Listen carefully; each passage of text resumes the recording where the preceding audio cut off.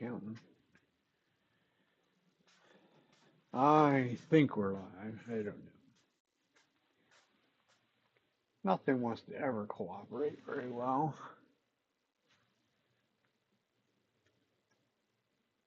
No, we don't.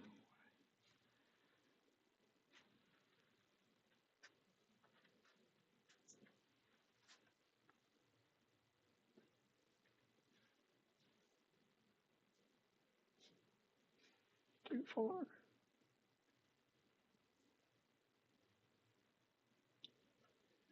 Anyway.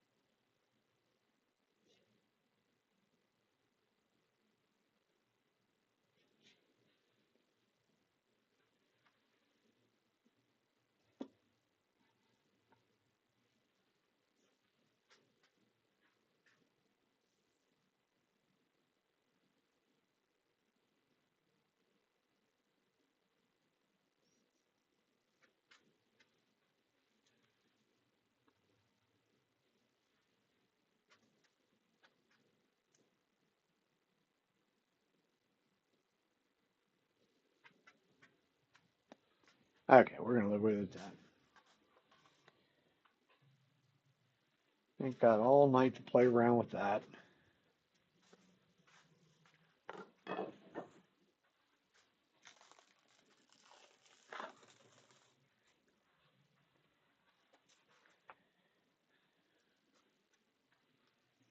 Nice, very out of balance natural edge piece. You see there's some green, it's starting to grow, so I got to do something with it, get it done. I'm not really sure it's even worthy of a natural edge. There's a pith in there. We're going to give it a whirl, see whether we can get it something out of it.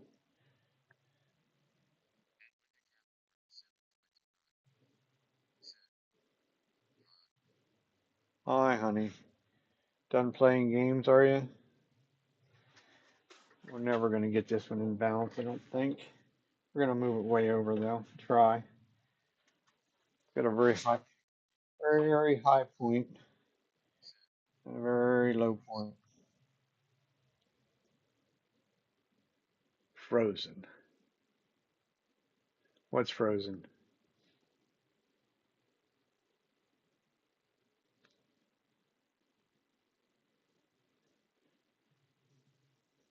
So balance. That's two.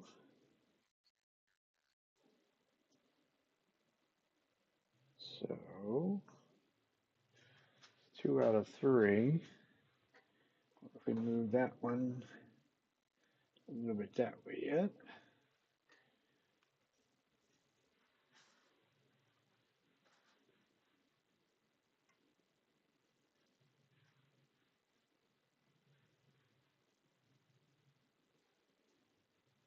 Uh, we're gonna we're gonna start it at that.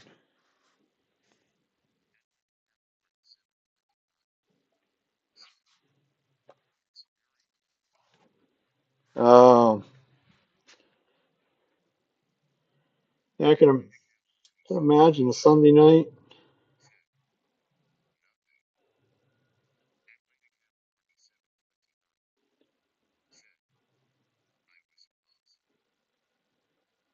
Okay.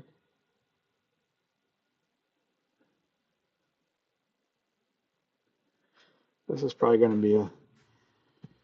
Oh,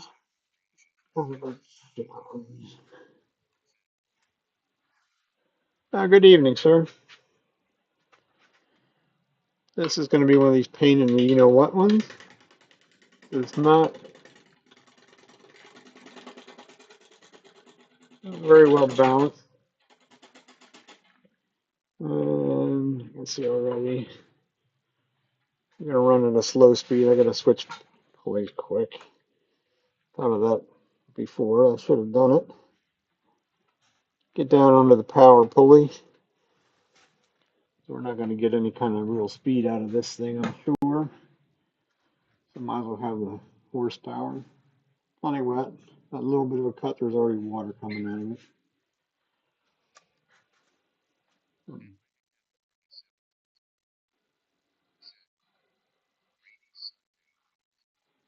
But yeah, ain't nothing else. Ain't nothing else for some of them people to do. Might as well go to David and Buster's and play the dumb games that are expensive to play. Entertainment, I guess.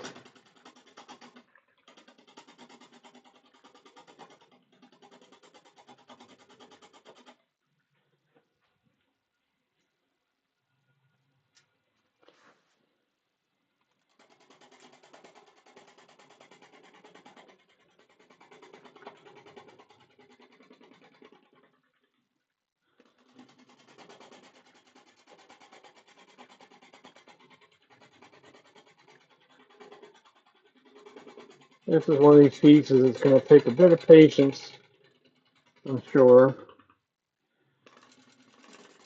because of things being so out of whack.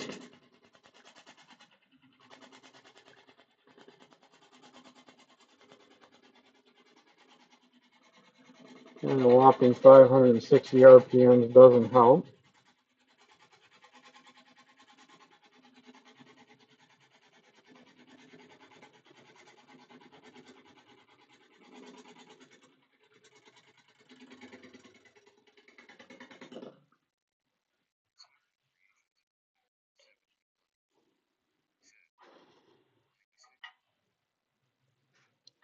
Like the sticker. You mean on my tool rest? Mm, okay, we're still in touch there. Yeah.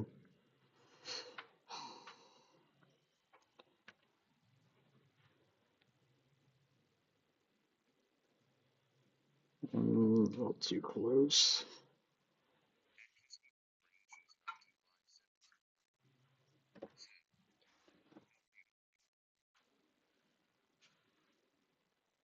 Oh, yeah. As now they actually have a new one. I haven't gotten one of them. I'm going to level up, so I figured I'll tag a new one of them there.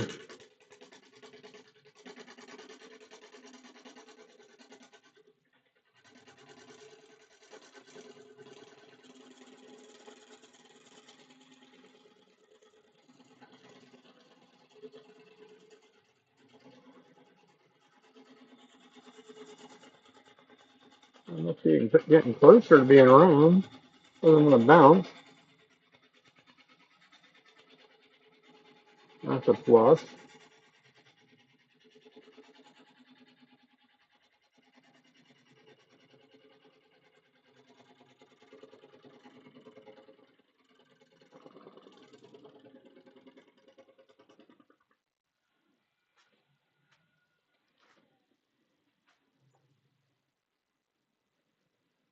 Oh, okay. So our top half is. Yeesh. Top is. Lost a piece of bark already. Maybe that was already off.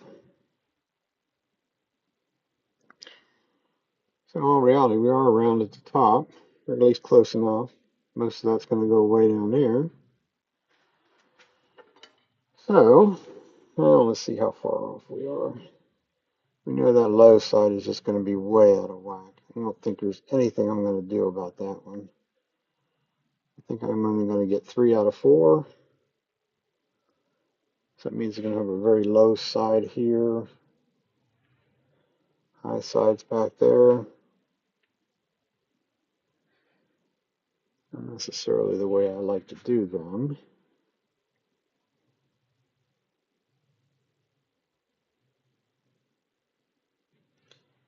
I don't think that's phew. Solid inch and a quarter off from that side over there.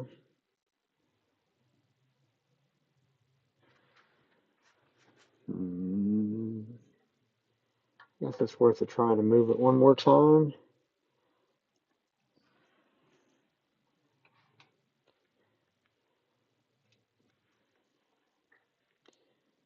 And we'll move it as much as we can.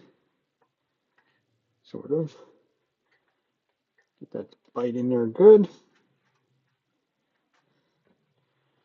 I should be able to tell somewhat.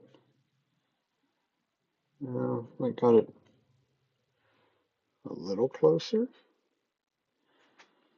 I think that's as far as we're going to get it to go. So now we get to chew it up one more time. It's going to be a very shallow piece any way I look at it, I'm sure, because of the way it is.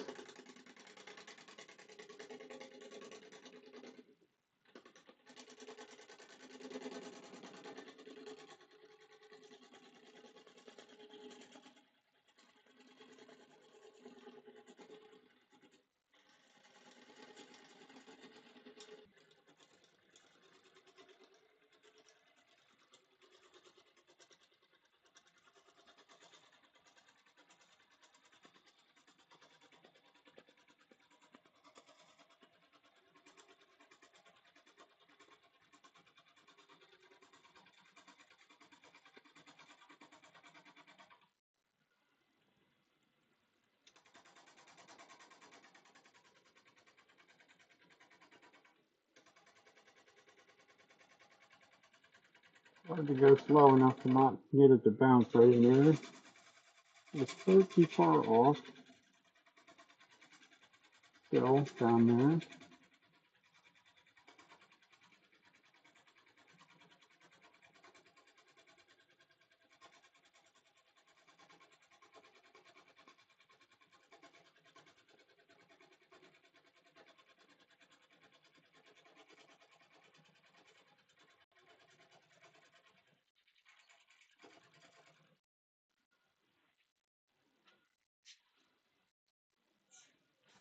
What's going on, Billy? I have no idea whether it touched there, though. So we're down to our lowest point.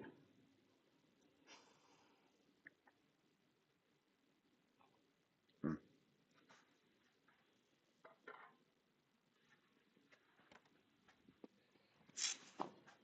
think that's where we're going to live with it at. Got another little snug up. I got to get rid of some pith. There's a little bit of pith in there, so.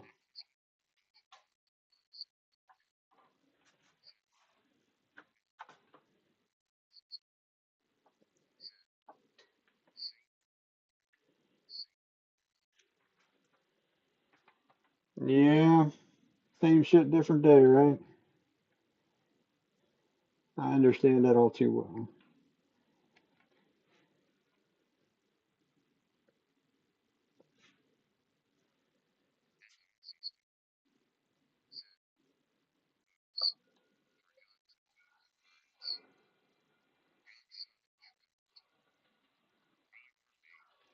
Well, you got some very unhappy birds.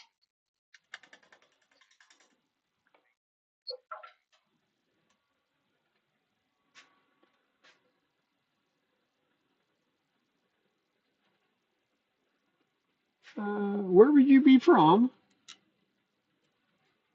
What state are you living in? Put it that way. Not asking for where an address. I'm in central Pennsylvania, and we've been getting some storms today again.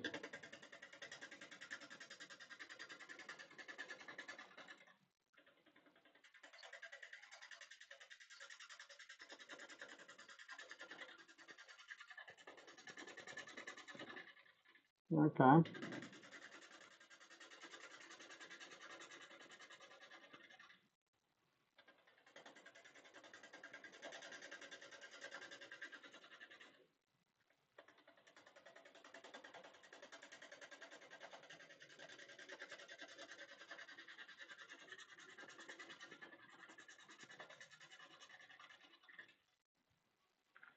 We had one of them gutter washing kind of downpours earlier. We were out for dinner and some poor people trying to get in a restaurant that got soaked.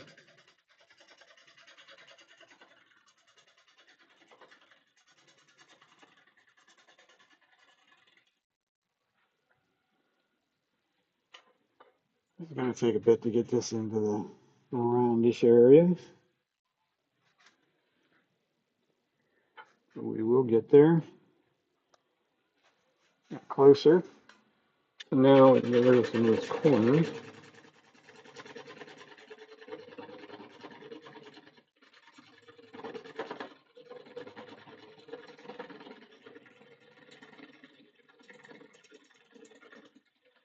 This will lessen the amount we got to get rid of.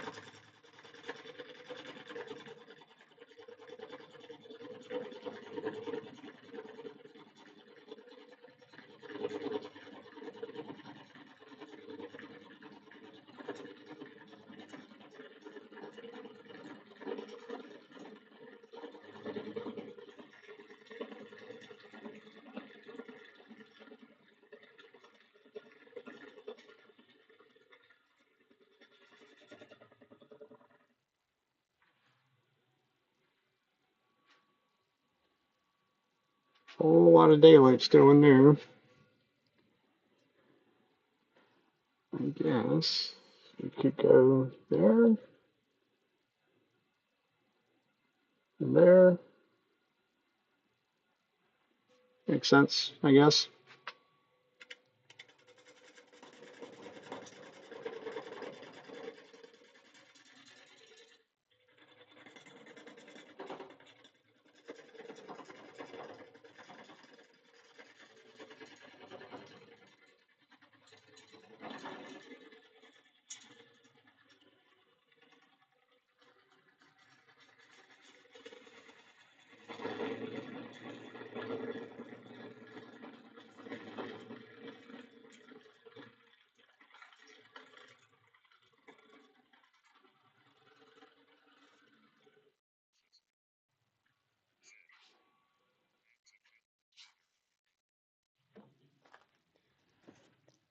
And you gotta keep the little birdies happy.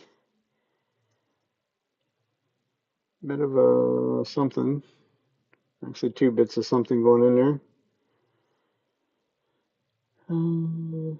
Nothing going that way though. This does have some figure in it. Whether it stays there or not is another story, of course.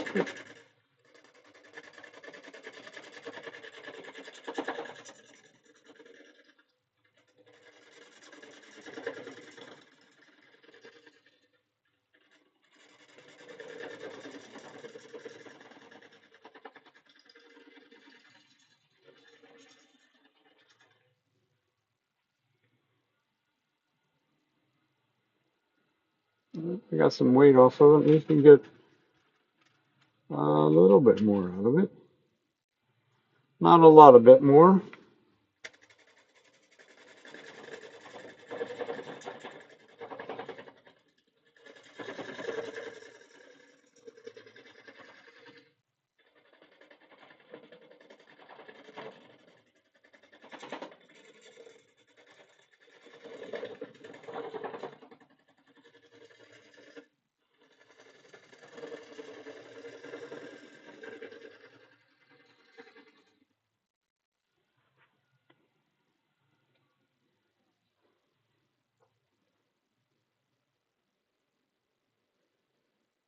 Get a little closer.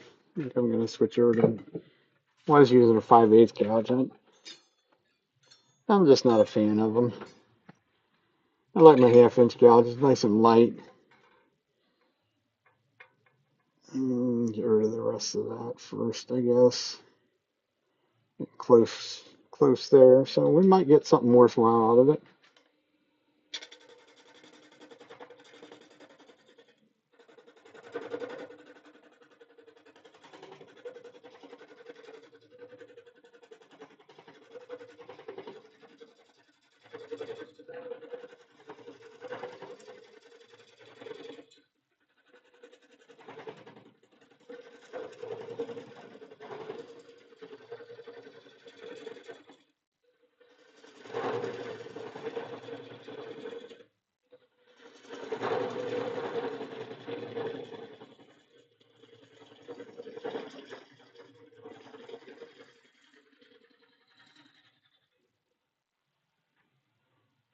feels like we actually got it to a flat. Little bark inclusion. Definitely some interesting dark figuring in there. That's a little bit of rot stuff there, though.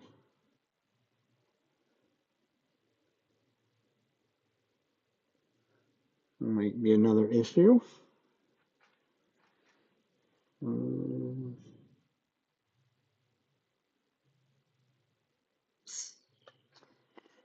Keep on trucking.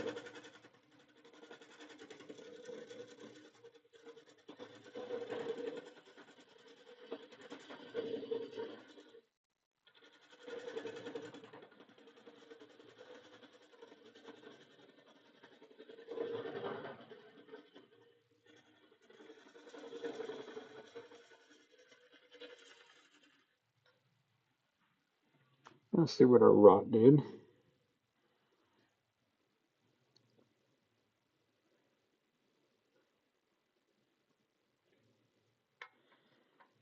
Interesting. Not interesting in a good way, though. I'm going to switch to a shorter tool rest.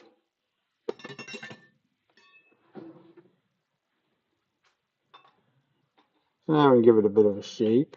See what we can get.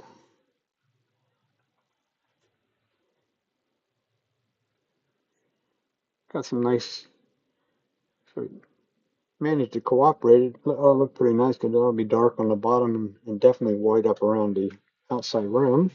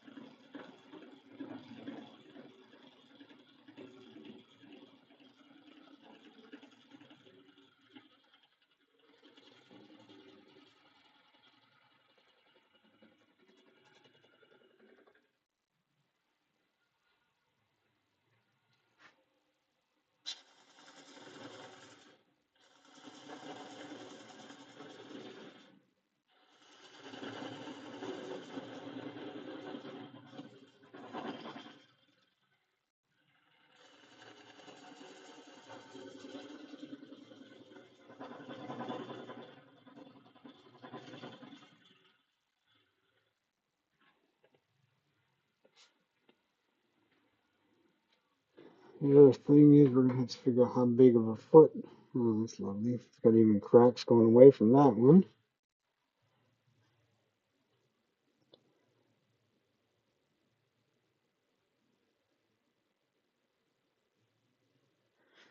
This is at least going to start out as a pretty daggone big foot.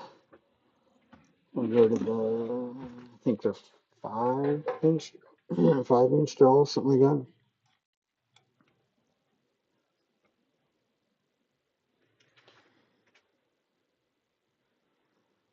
So yeah, we'll get out in that area.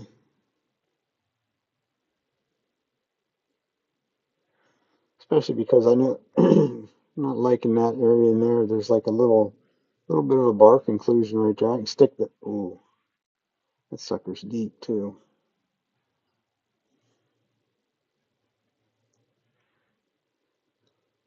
Never a good thing. Run straight across that little bit that's sticking, still sticking out. So we better get its tenet of some sort on here before we have something break off there and then not have a place to grab it.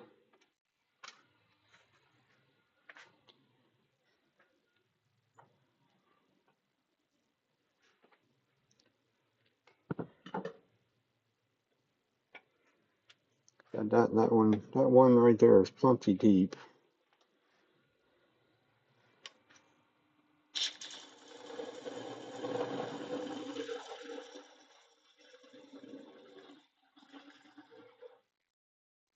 What's up, Al? This is a piece of English walnut, natural wedge bowl.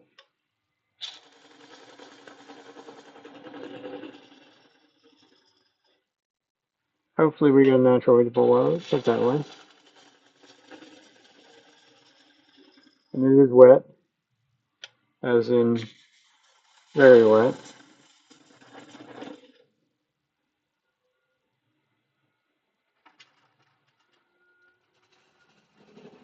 Come on, cooperate. That's not.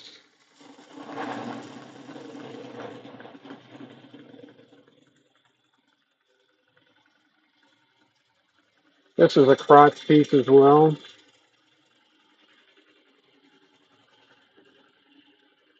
Why it's not wanting to cooperate and let me get the speed up where I want it, or even close to where I'd like it at. If it didn't have even branches coming off.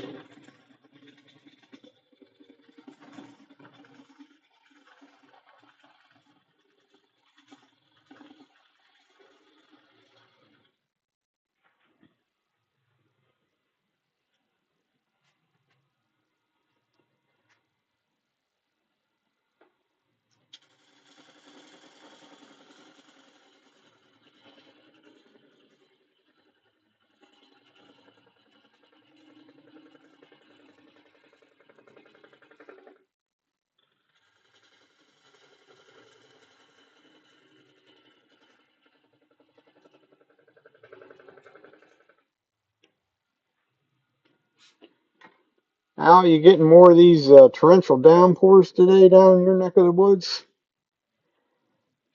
Dang, on, there's another one.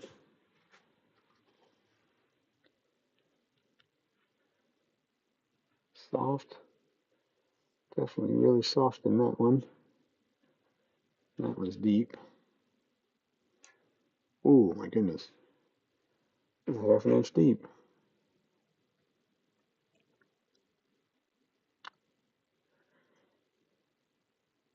Well, that's disappointing.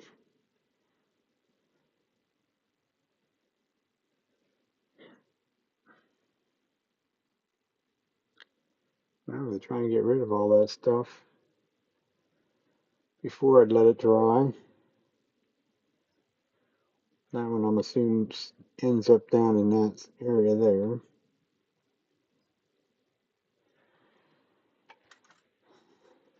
Otherwise, that's going to be one of my least favorite things to have to deal with is doing epoxy work. They fill that crap up and whenever it dries.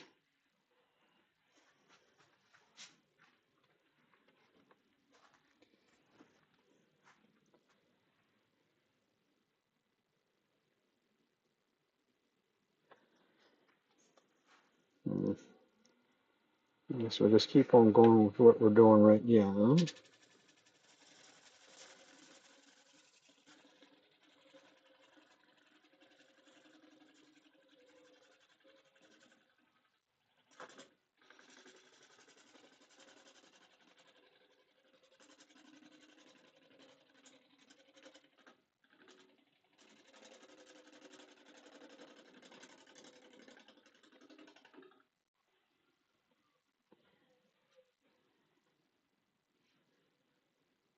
Mm. So far, so good. I didn't go back and check to see how far.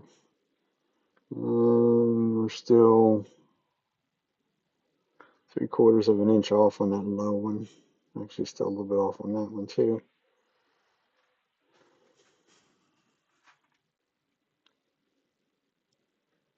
Too much of an abrupt curve,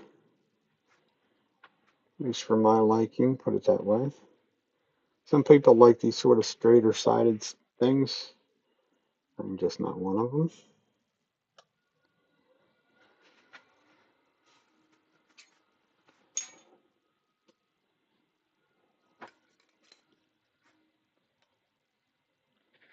See how far I can get in. I get in almost the whole way.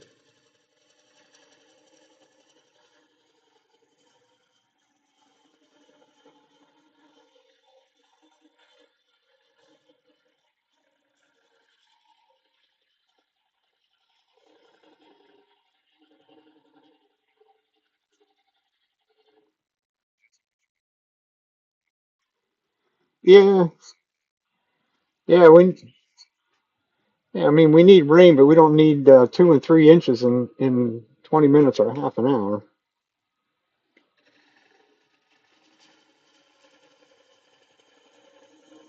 Although I am back to mowing grass. My grass has come back pretty good. My dad's not quite so much.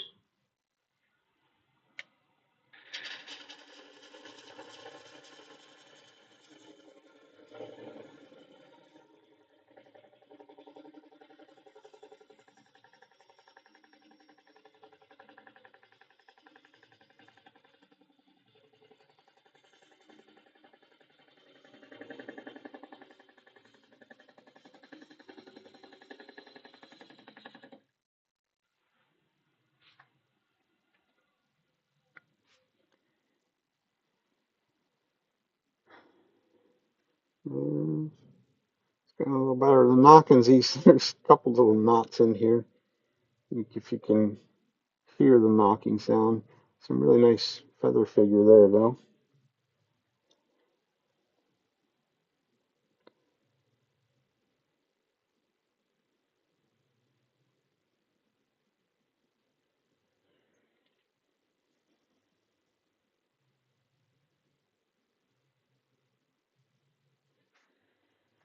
Run that up around. Looking like I might take some more off of that bottom. Try and get rid of some of that rod in there. Because I went from a really abrupt curve. Now I have almost too long of a curve for me. We'll see what it looks like when we get to the top.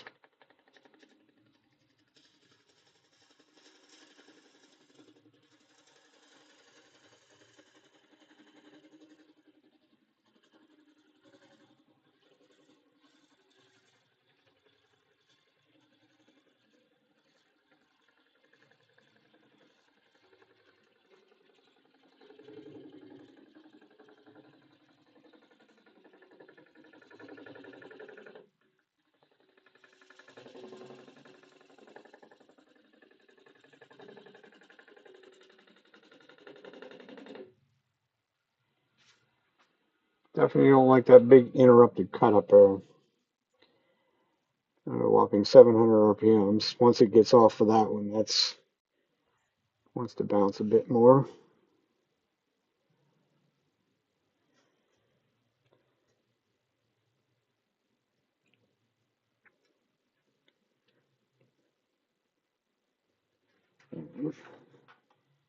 One little bit up here yet. We're going to drop this down, dig this in a little deeper, and drop that down a little bit. And I think we might just call it a uh, good enough for this.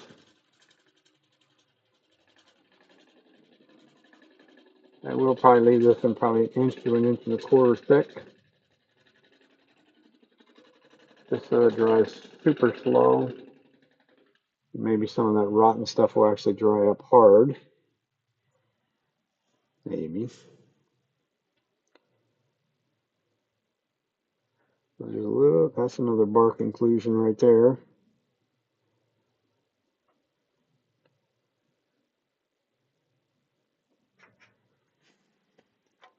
Yes.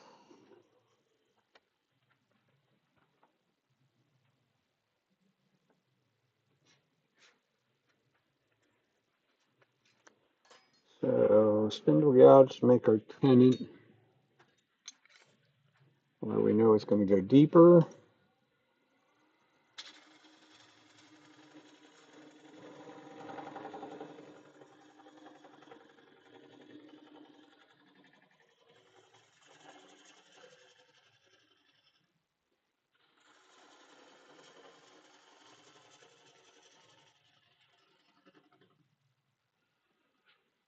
Just that little bit gave it a whole different shape now that's sort of tucked in underneath. I think we could tuck it a little bit further.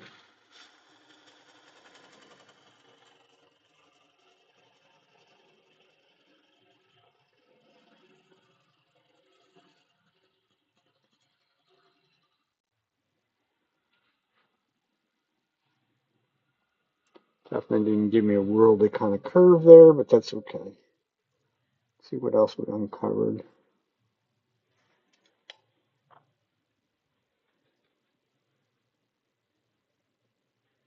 Definitely bark inclusion.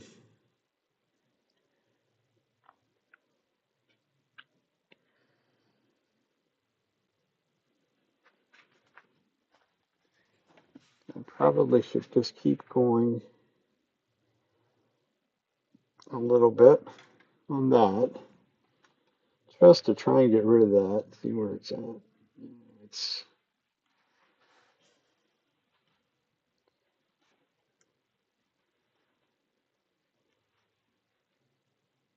about 1/8 of an inch deep, I think.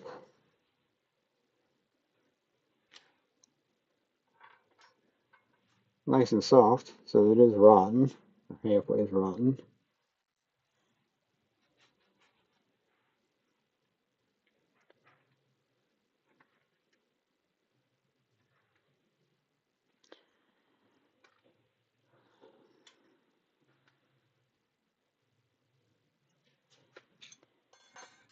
So I think we're just going to get rid of some more. Keeping our tenon size the way it is.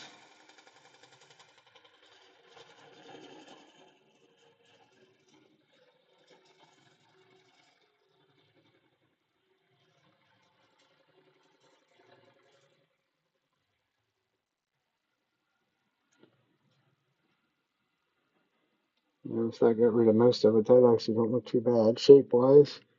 Didn't get rid of all that, but like I say, when I leave it thick enough for it to dry without doing anything really weird, I think we'll be okay.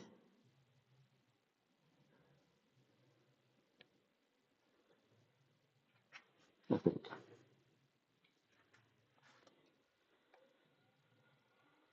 Tenon nail is actually going to be a little bit long.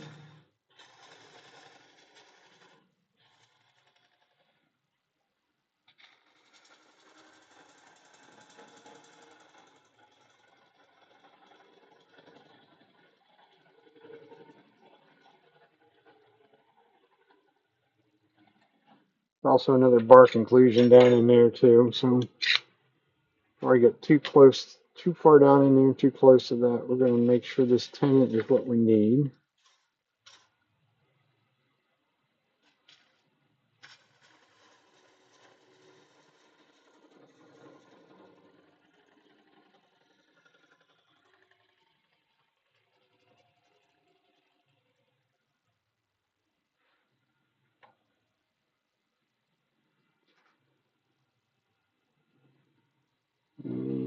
Still plenty thick, but that's okay. Enough depth on that one to take care of that.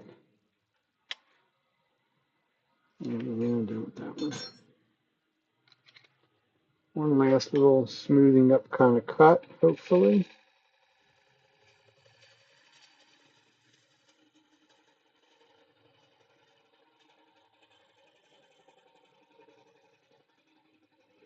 You sort of follow the shape that I already have, somewhat.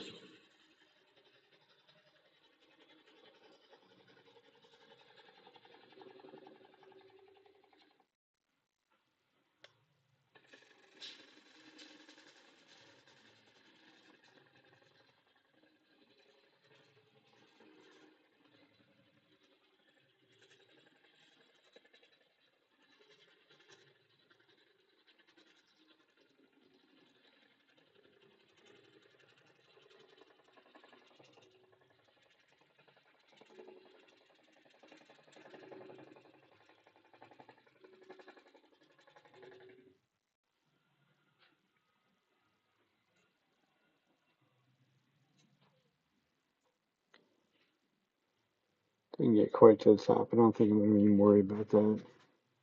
I got a good enough shape for now to let it dry.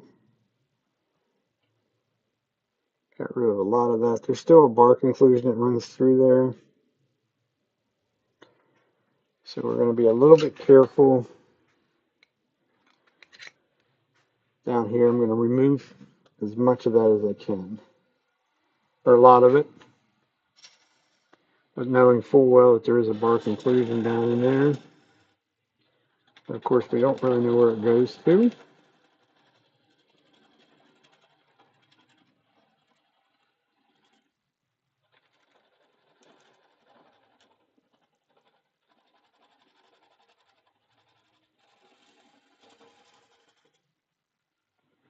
It's getting a little small. Not to mention there's some not so nice stuff on there, so that's good enough. I'm screwing around with our tenant. We made it too small, which we did not. I had it set plenty big. I think we'll be good there. Definitely don't want to go any further than that. Like I say, this bark inclusion runs. I'll show you once we get the tailstock out of here if it sits on there nicely. The rotten red stuff right there. Yeah. Yeah, we were taking a little bit of a chance there. Not much left. And it's not, since I moved it around so much, it's the 4-prong drive is not going to hold it on there now. Normally, when you don't have to move them quite that much, that should stay there, but it's half staying there, put that way. Now we don't have a center point, but that's okay. Live with that. Still, this black streak that runs through there, that's another bark inclusion. That's going somewhere. We'll find out whether it actually, maybe find out whether it goes the whole way through. My guess is it probably does, unfortunately.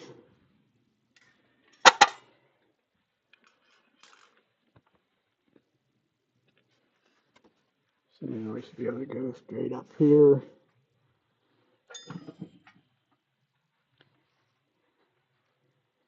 Nice big foot on this one. Whether it'll stay that way or not is another story, but that's where we're going to start with it.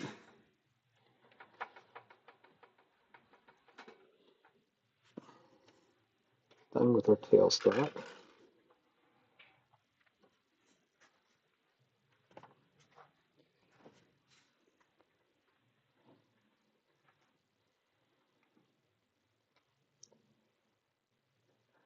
So we'll sort of try and go up and down with the grain to give us the most consistent grip on our piece.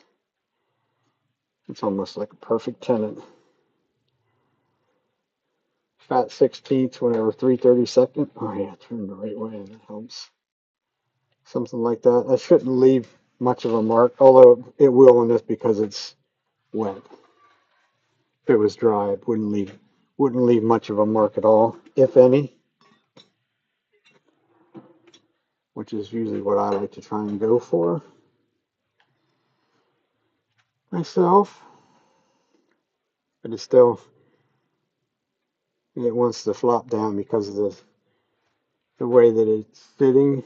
So stay put right there. That would be great. Get my tool rest in here where we need to go.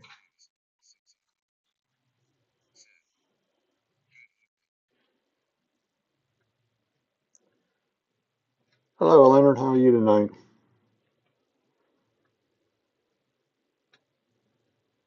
So we can continue on. See if it'll be balanced enough to use the bigger gouge to make this a little easier, a little quicker. So we made a change. We'll slow her down, even slow her down to way too slow for me.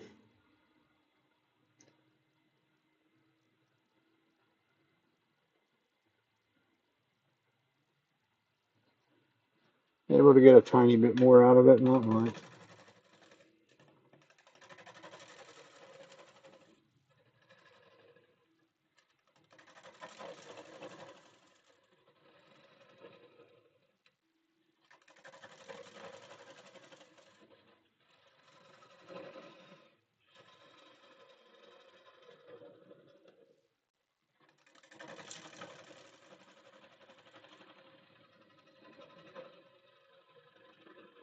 There's some in the middle out, so I had some room to move.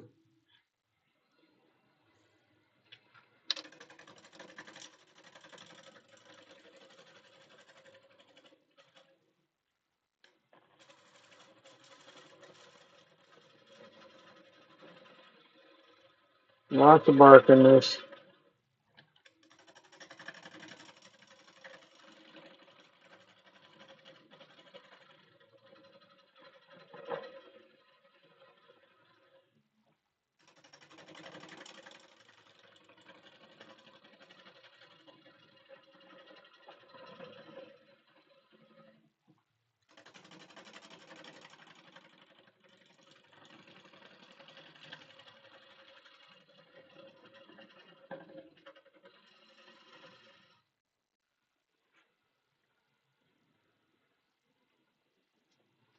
Very big wet shavings though.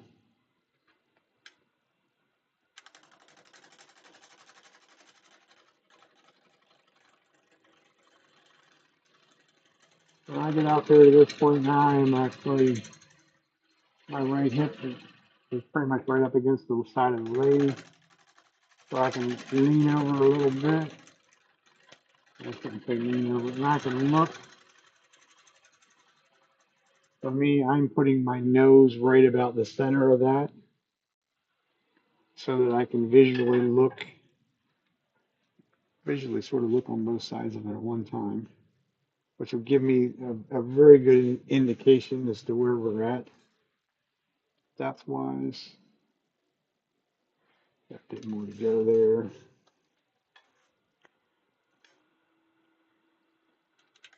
Probably one more spot.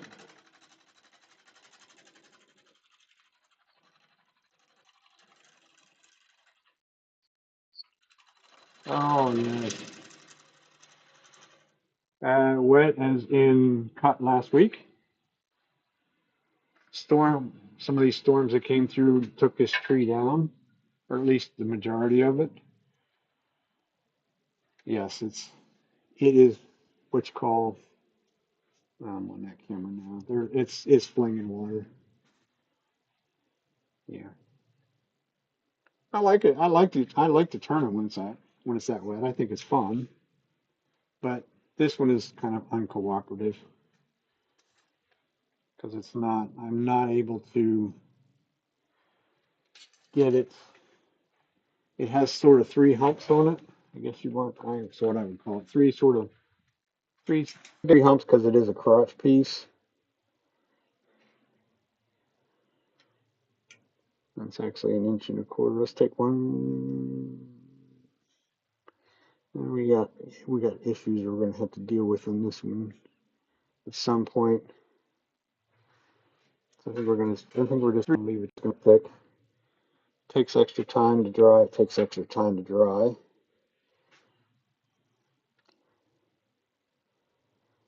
As you can see, I can spin it around. I have two points here. They're pretty close together. This one down here is about 3/4 of an inch.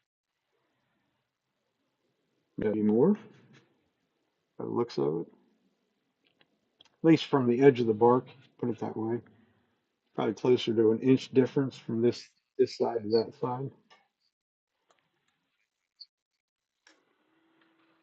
Oh yeah, that's the only way to fly as far as I'm concerned, especially for bowls.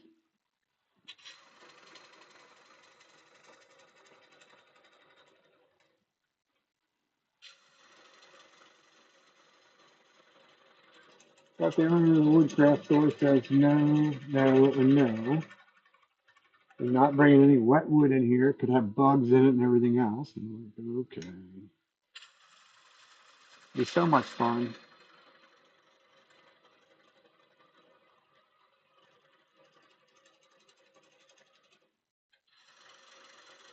No dust.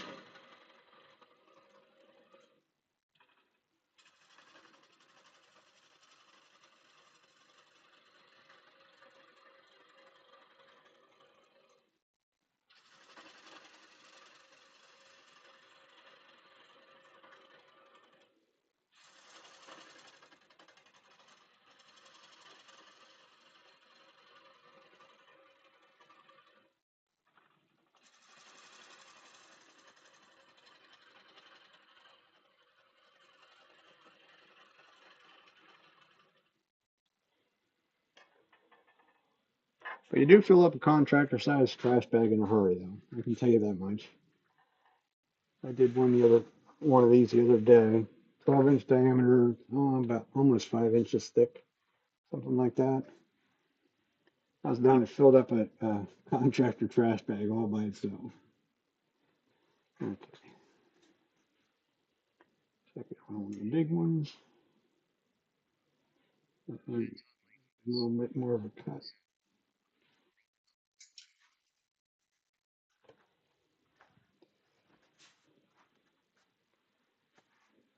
I have to go dig the piece out of the scrap scrap bin for you. Then, if I think about it, I did one of these last week.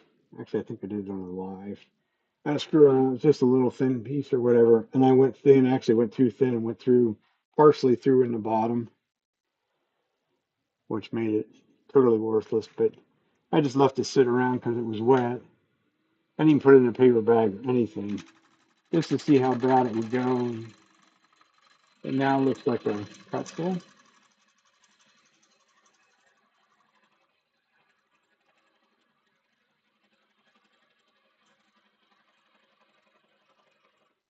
The guy that I give the scraps to burn, he always likes to see some of the stuff. Of course, since I'm retired, I don't see.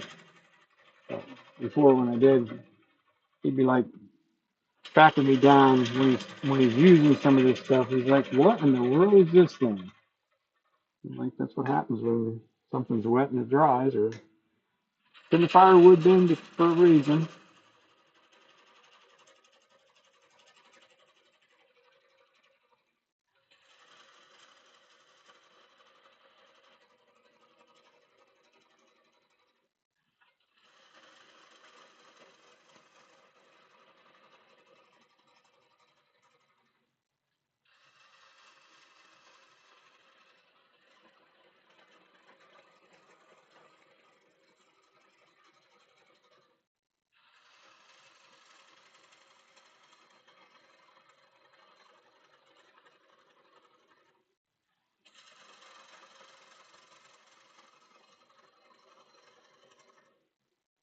If you didn't notice, I do like to leave my steps in there. I leave steps the whole way to the bottom. Well, I don't have to think about what I'm doing with the gouge. I can literally pull back up, drop it in the next step, and keep on going without, most of the time, without closing the flute or anything like that. We don't want to go any deeper than that. For me, it makes it easier. That's what I try and get the people that I teach to do that. But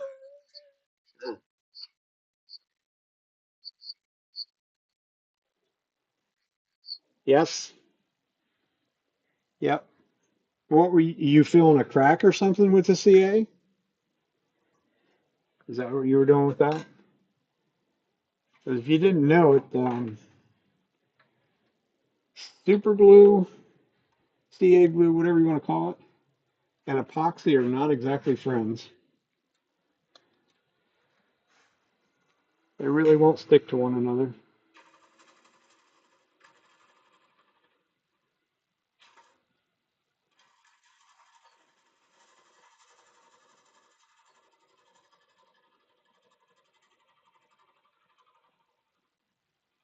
You hit the epoxy bubbles with the super glue accelerator. Never heard of that. Never heard of that. Yeah. What's wrong with the torch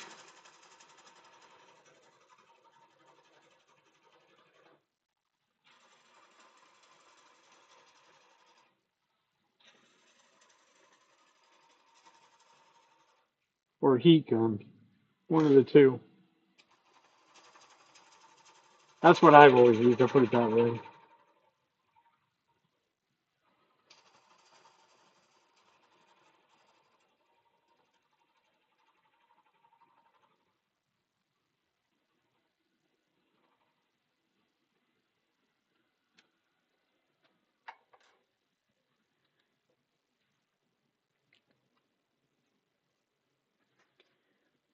Well, nothing popped through. That's a plus.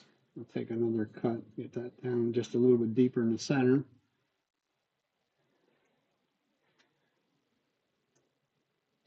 Little little hints.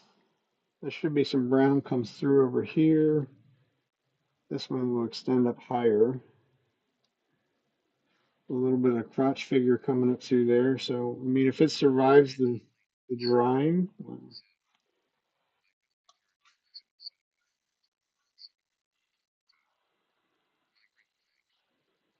well, okay. Well, I'll give you a little fix for that problem or part of that problem. Um, would be spray the accelerator in the bubble hole, not up close and personal, at a little bit of a distance, so that there's some of the accelerator goes down in that hole,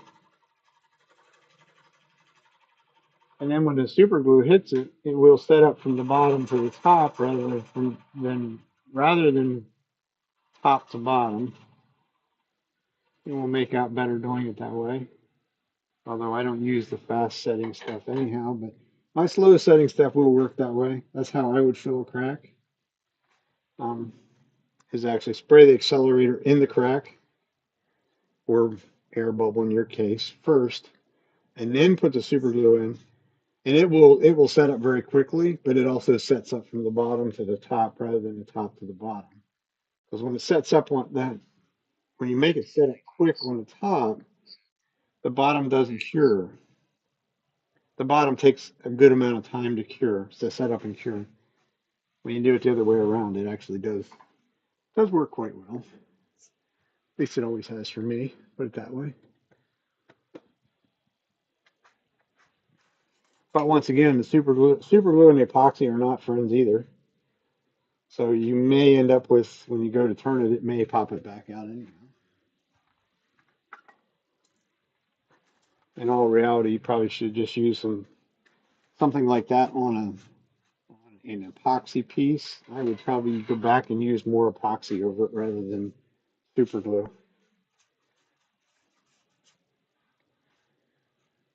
So that's where we're going to leave it. That's my thought process on that one. Just going to leave it at that.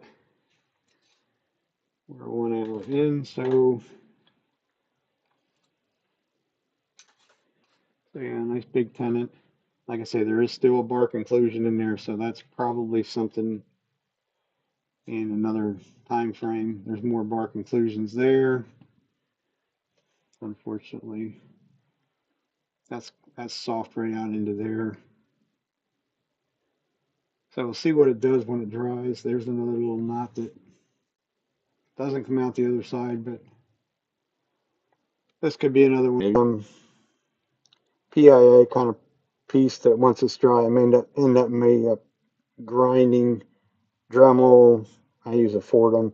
May end up digging all this out and filling some of that stuff in. Same way with that one there. Even before I would start turning it again. But it didn't come out too bad for what it is.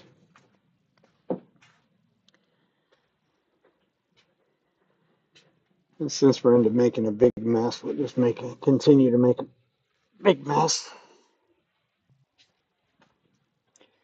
I was going to do a really big live edge piece, but they don't seem to. Most people are not very attracted to them.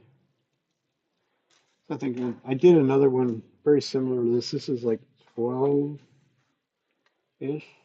11 and a half diameter wise, almost 6 inches deep, which it has the bark on the other side. It won't be nowhere near 6 inches deep when we get it done.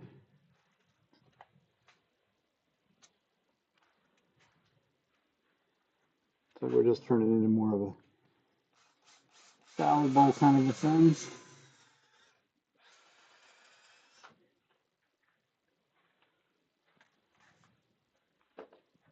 So we'll just put it on a screw.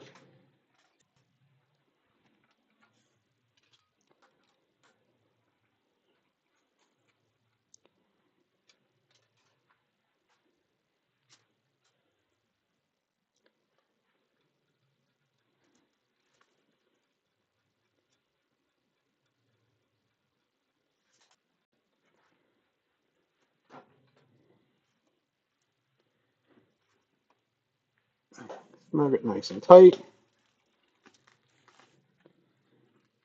I said earlier, I gotta do something with these. This one's not too bad. The other one was starting to grow mold. This one's also not very well imbalanced either. Of course, give it a little tailstock support. You know, it's not really going to be very good support because of the bark, but it'll be something. This is the banjo, that's a plus.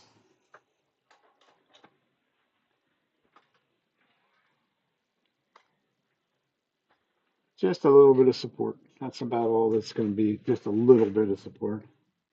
But chew it up. Might actually have to get another trash bag out and get rid of my chips, maybe. Pile them up a little higher at my feet.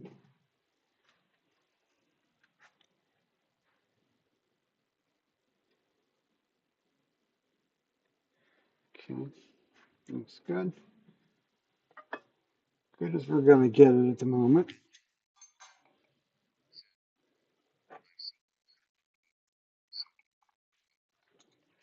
Oh yeah, yep, yes indeed. Well, you put the plastic wrap around this stuff, which I am a very big fan of doing that. Because like I said the other day, when I cut some of this stuff up, I cut some of these round while I was at it. So you can't, I mean, you could seal the end, but then you're cutting through glue or something, whatever you might use to seal with. A lot of times I just use wood glue for some of this stuff, just by virtue of it's already down here. Paint would be a good one, but generally when you're cutting through that stuff, it's not always friendly to the cutting edge tools. This piece should, I was thinking it could be a little bit fairly close to being imbalanced, but when I look at the end here, there's a very big chatter line.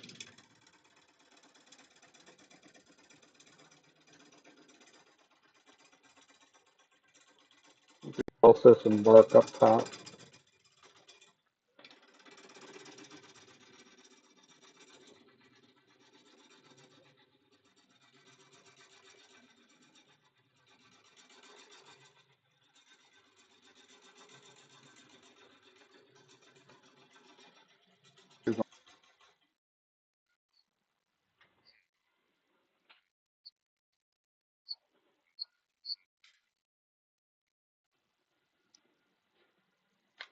Yeah, well,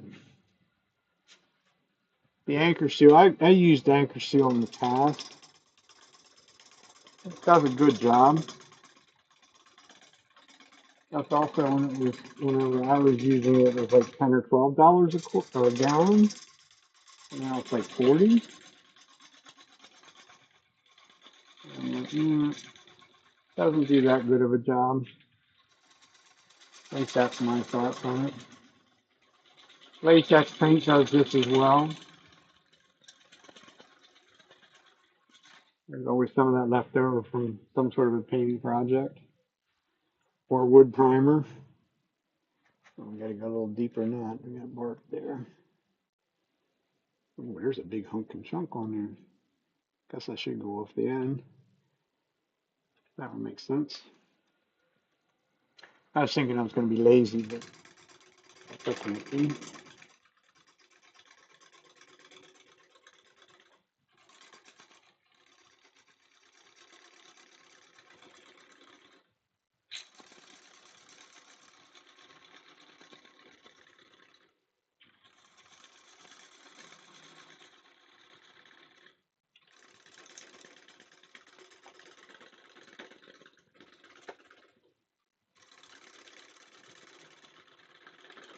Big chunks of bark coming off into that. That's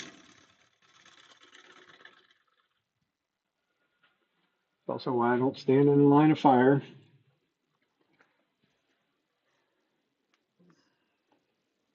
Not much left there, but that's okay. Um,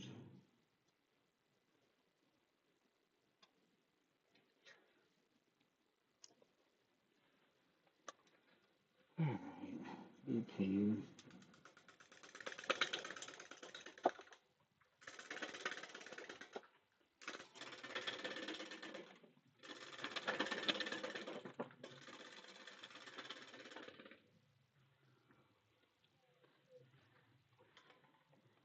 Shower curtains are getting beat to death tonight.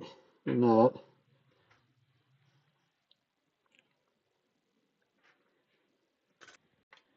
So, fat quarter of an inch more to get all the bark away on the top.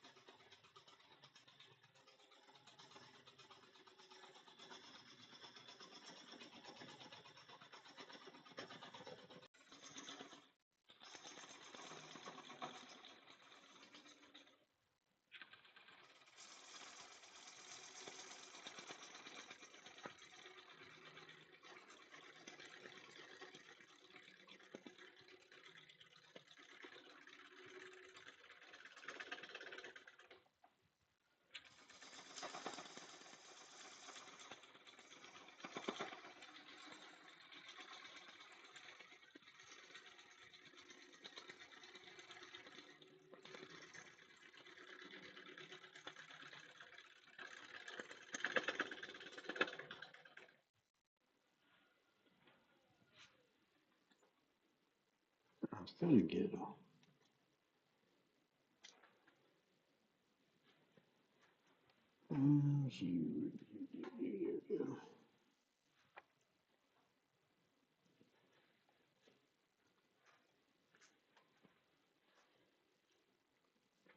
This is primarily why I don't necessarily do the larger size balls.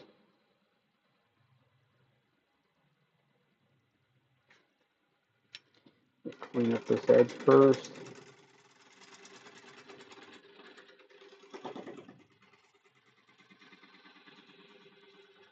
So we know what we're going to do.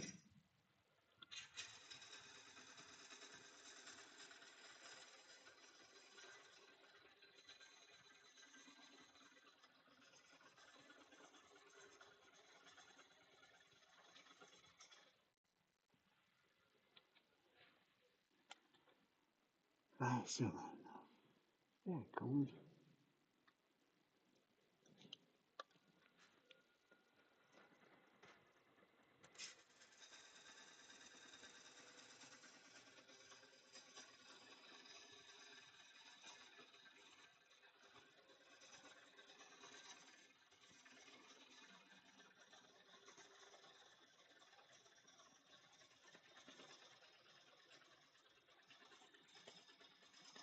It's kind of amazing in some ways that you can take that's definitely a fat quarter of an inch cut at only 550 RPM. If I don't push too hard on it, like I'm right there, I'm starting to be getting the air space down there. It will allow you to take a pretty good sized cut without too much of an issue.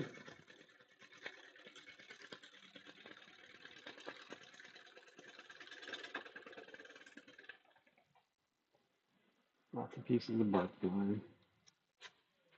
Hopefully, and yes. Till we get our shape. That's still a little bit of bark there, but I'm not going to lose any more diameter at that point. Tiny little area didn't get quite clean. We'll clean that up first. Felt like it was clean. Just wasn't.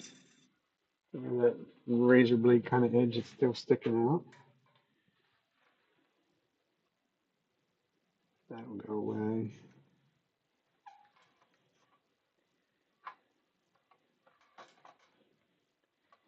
We'll leave the tailstock in place though, as long as what we can for this in this case.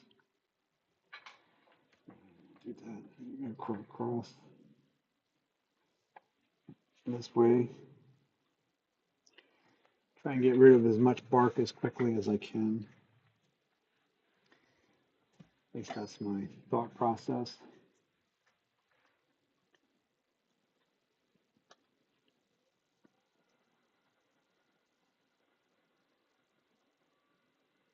Well, should be getting more in balance.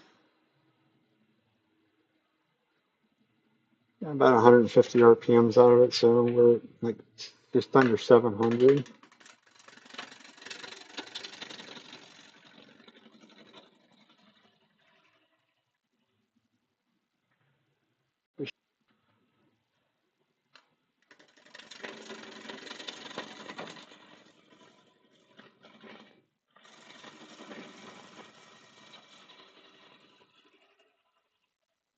Also switched over to the 5/8 gouge for this.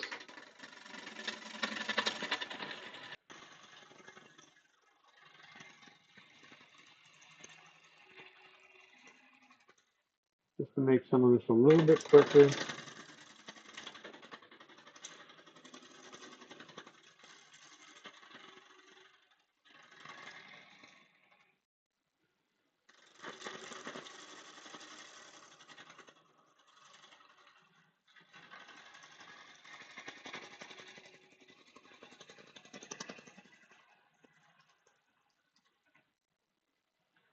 The 5/8 gouge, well, either one will, especially on wet wood. 5/8 you can actually really can hold some material off quickly. The problem I have with the 5/8 gouge is it is on a much longer handle, so it's heavier.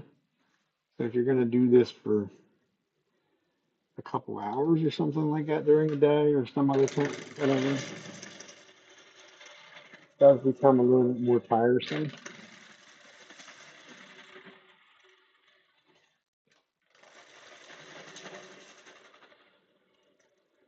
I think it might be just me.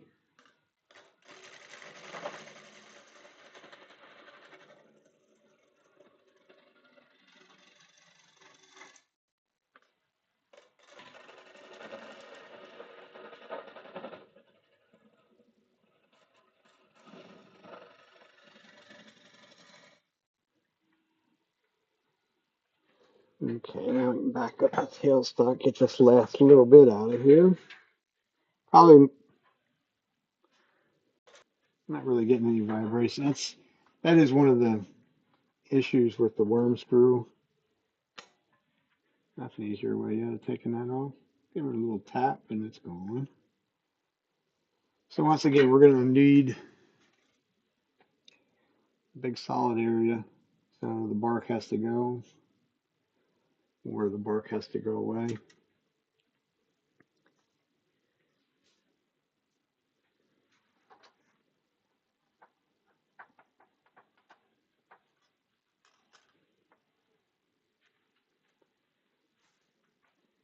And that's this 5/8 gouge. They're all of them are Thompson. Oh, it's pretty much all I use. Oh yeah, look at that, getting gross feathers. Let's go to there as well.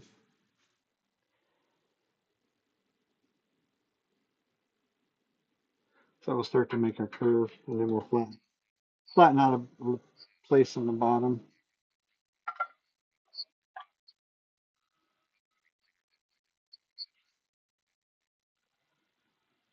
Yes, probably is. I'm not a fan.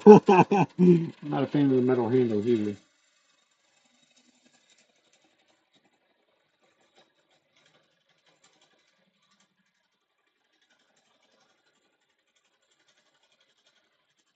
The only metal handle I have is on that bottom bowl gouge, and that is a Thompson bottom bowl gouge.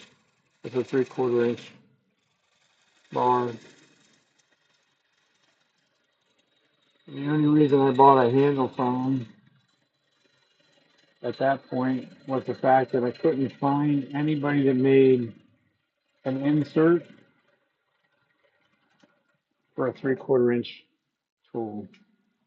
Otherwise, I wouldn't have bought the handle from them. I would have made a wooden handle, and it wouldn't be a handle that weighs as much as what the handle I have is.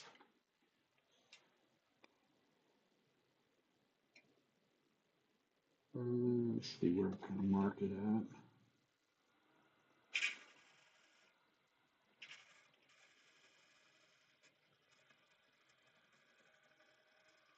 Somewhere in that vicinity. I think we're going to have to go down further because that's going to have little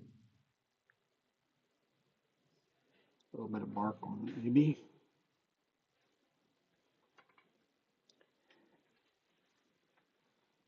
Let's see. Bark's still pretty deep right there, too.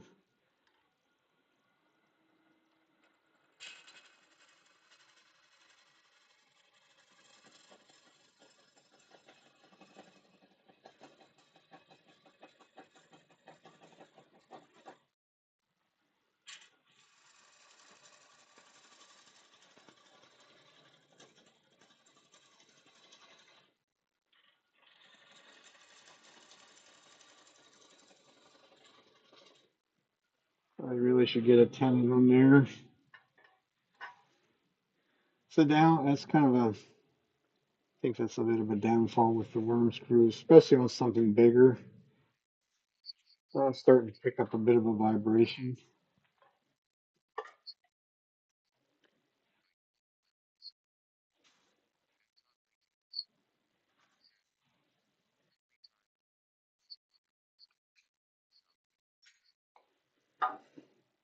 Yeah, that wouldn't be a pleasant scenario in the middle of the winter if you don't have very good heat. Yeah.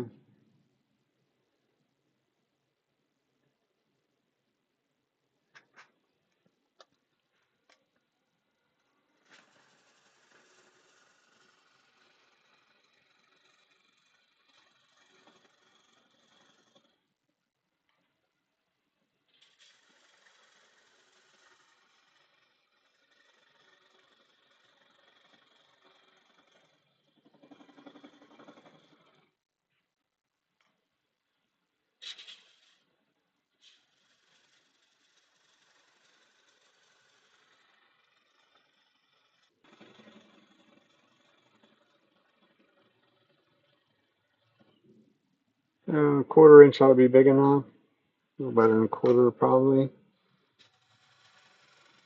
Nice clean, crisp corner in there. Yes, I did switch over to spindle gouge.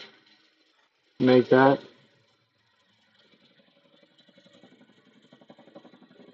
Be like Richard Rappin and use it the whole way up across, but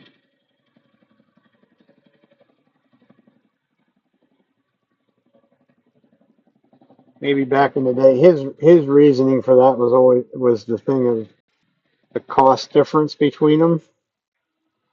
You know, back in the day, that would have been a situation, I guess. Of today, it's not. There's not enough difference to me in the price.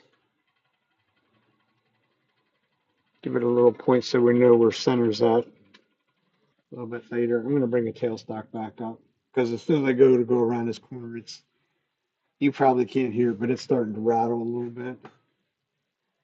So if I get really aggressive out here in the corner, which I probably will,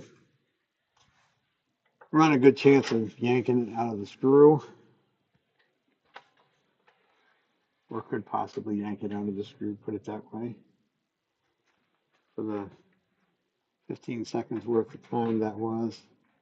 And I'm very used to I'm used to working in this area to be able to make the curve anyhow, just by virtue of do a lot of natural edge bowls. So that's you got to learn to be able to manipulate the tools in there to get a clean cut.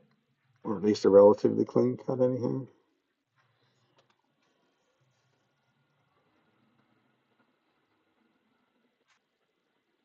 Get rid of the last of this bark.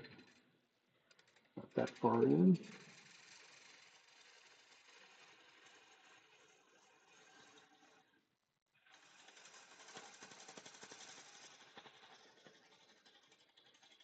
Doesn't work very well to take a bigger cut than what the gouge is.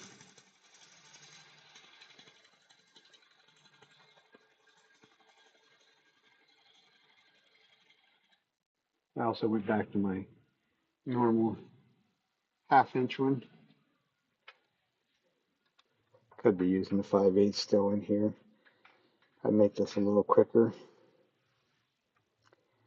All that's got to go.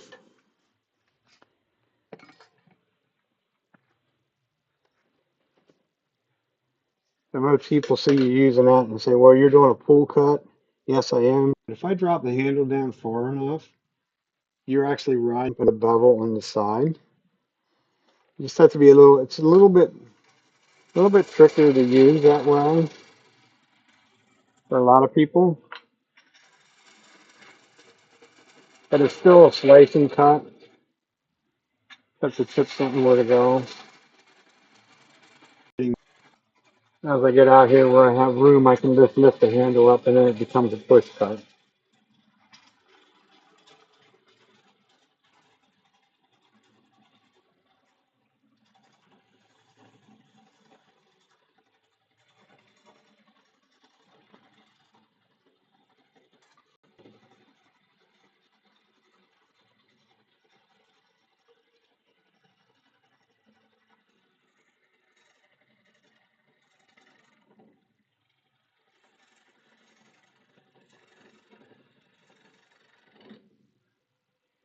And it's also getting dull. And there's something up there I didn't like. Not quite sure. There's still a little bit more. The 5/8 is a little bit harder to get in here close to the tool rest, or not the tool rest, the tailstock. For me, bigger handle, longer handle, it hits further back for me. That's generally, I can go back to my 1/2 inch one. I'll get a cleaner cut anyhow. For me. Another one of them scenarios, what works for me may not work for somebody else.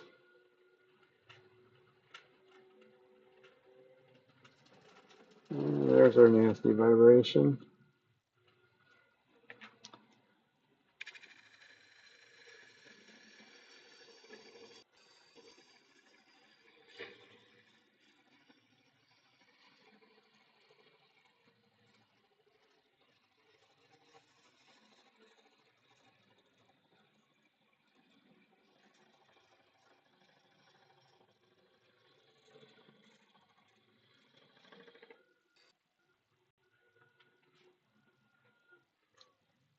I should have gotten rid of this stuff. It's a rim for stinking bark.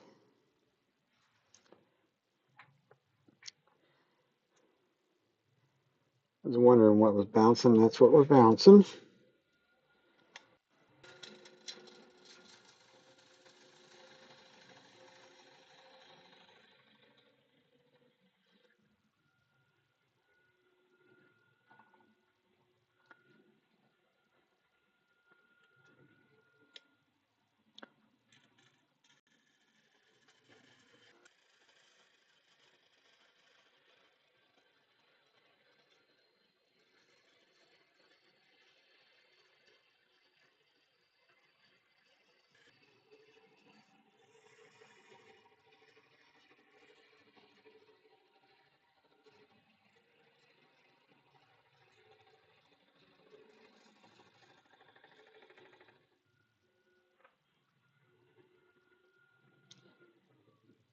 No point in going the whole way up if I didn't get rid of that. Still fairly deep.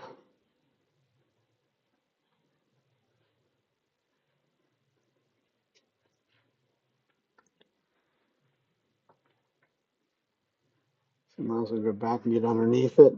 Kind of get underneath that, and then probably just either go sharpen or switch gouges because both of them are dull, getting dull.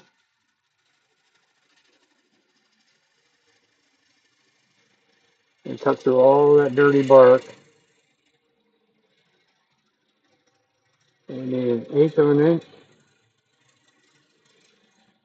about short.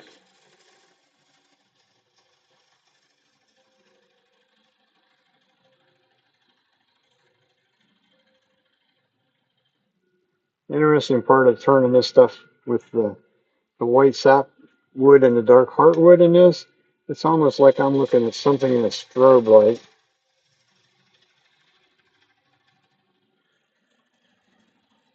I can't say that I necessarily like that effect.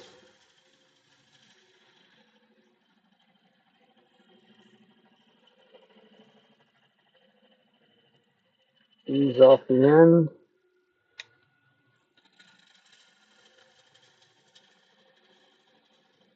I'll venture a guess and say I still didn't get all the bark. As long as we're going to be close to getting it all, I think I'll just leave a little bit of that. I have sort of have the shape that I want. It's going to be more like a deep, sort of a deeper kind of salad bowl thing. Teeny tiny little bit there that I can live with that.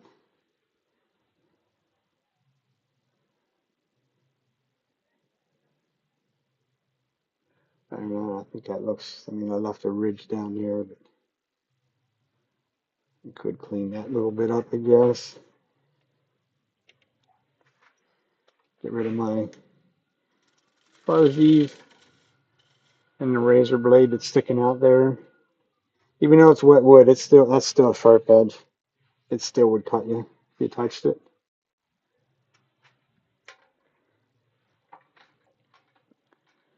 So we'll just use our trusty little scraper, go up this a little bit. And this looks like my pen, it could use a little touch up first.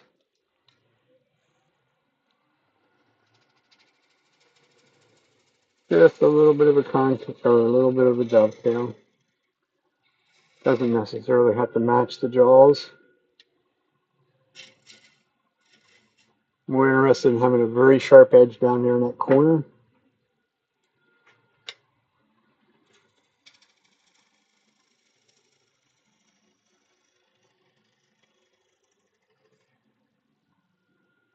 A little scraper work. I was surprised the other day I used a scraper on some of this wet wood today. It actually scraped pretty clean. That's a little fuzzed up there, but I would have thought maybe it would have not been very nice at all to it, but it did seem to do all right.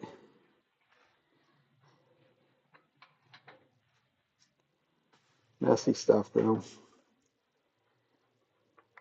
So now we have both. We have the ring in the center as well as the center point using the pencil.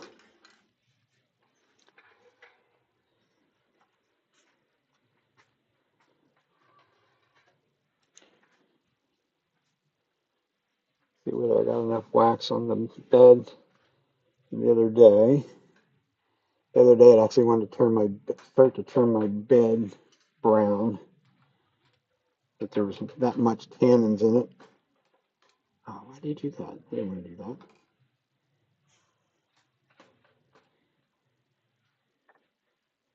I want to do that. Get this off.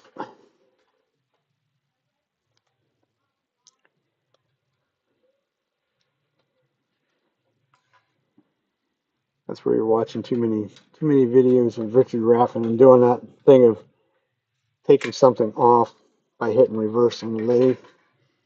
Works very nice and looks neat, but right up until the day when you forget to turn it in reverse and you turn it on thinking you're going to take something off, and all of a sudden the thing is spinning at you, especially when it's a chuck. Never a good thing. So there we go. We should run fairly true. True enough, certainly, for a green ball. over to there. Then bump that a little bit.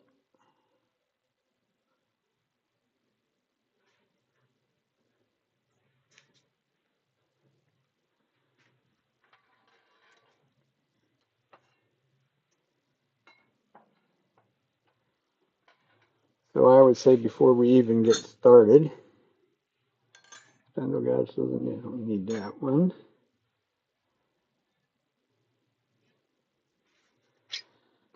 Might as well go for a little trip over to the grinder. I'm going to mainly use the 5/8 because I'm going to get a lot of tool overhang very quickly. I never invested in one of the quick release, the Jimmy Clues quick release for the 5/8. Someday, one of these days, I'm somewhere where Thompson is there or somebody that carries them, and maybe we will. Be easier. It would be easier, but can't have everything. Grinder we go.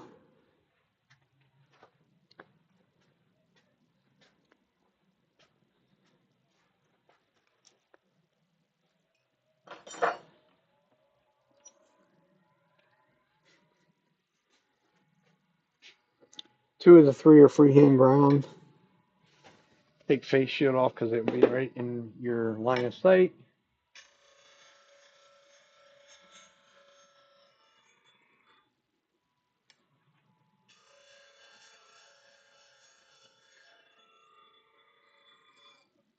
A little bit of practice. I should say a little bit of practice and probably a lot of aggravation till you get it figured out how to do it without leaving a dip at the nose.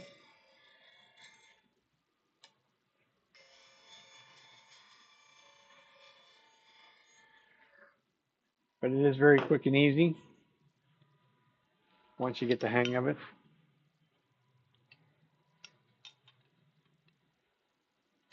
I do not do the spindle gouges on that way. The spindle gouge is done with the jig.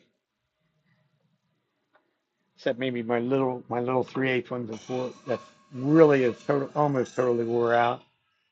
Very, very short.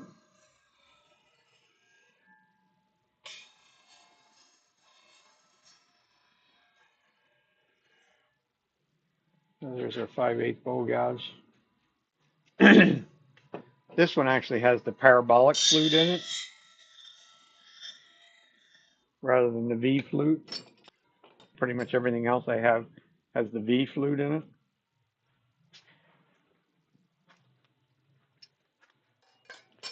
And don't ask me which one is better. I know this much, this one with the parabolic flute in it will not necessarily work as well with that freehand grind, either the 40/40 or in my case I use a 60-degree. That looks very similar to the 40/40, but it's 60 degrees. It's really the only difference. It's ground the same way. It's just, as far as I'm concerned, it's more versatile. But that would be my opinion. Now I left my face shield laying over there.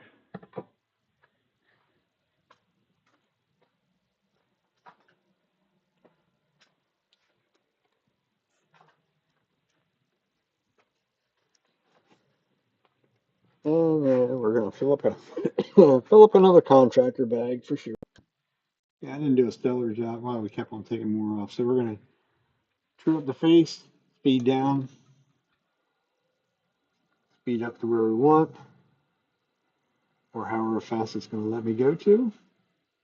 In my case, something like about 760.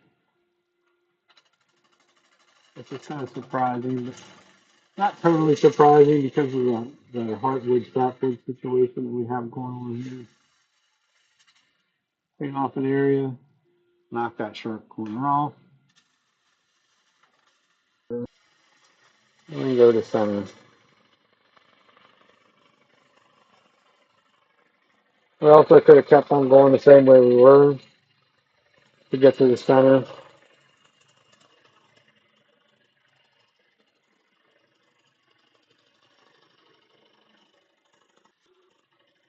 Whichever way makes it easier, at least easier in your mind. If it's really way out of whack, then I'm not necessarily gonna turn around and go back that way. But trying to get my tortoise in just a little bit closer. Closer is being down here on the bottom and not touching the bowl. That's one of the downfalls when you're going in towards the grain. You're digging into end grain. So like in this wet wood, you can actually start to pull that stuff up, which is what that is right there. Not really that big of a deal because it's all going to go away, but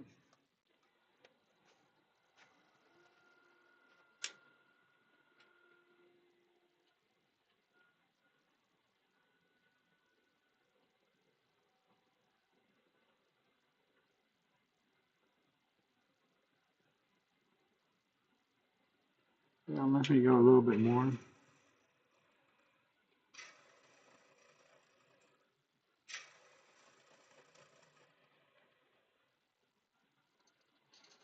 Or not.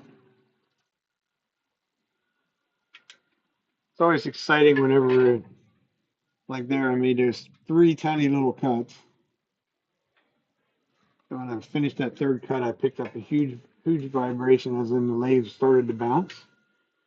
So whatever I managed to take away that had it in balance or halfway in balance went away.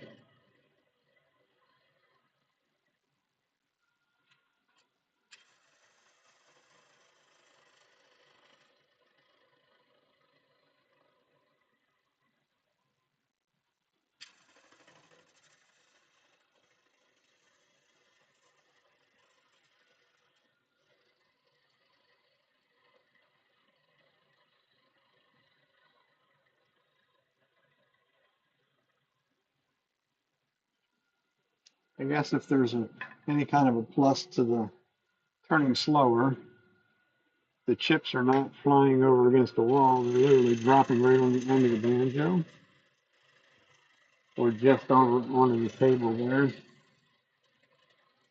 does make it a little easier to clean things up.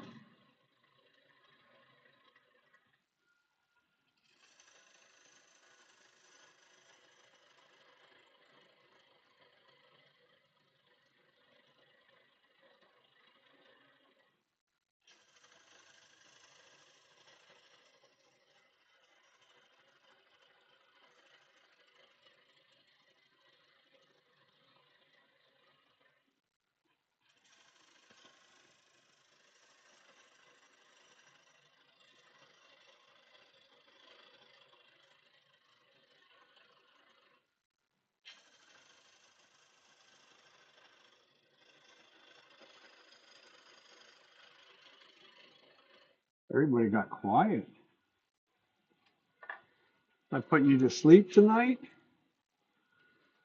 I know I'm putting Billy to sleep. He's probably sound asleep by now. Aren't you, Billy?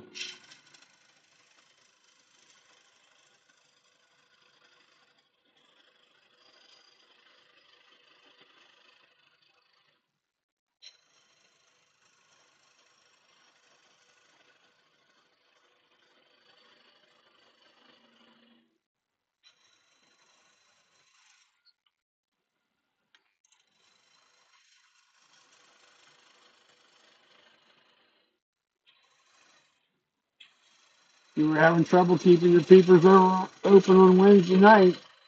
I caught you. On Wednesday night on that Zoom group on Wednesdays.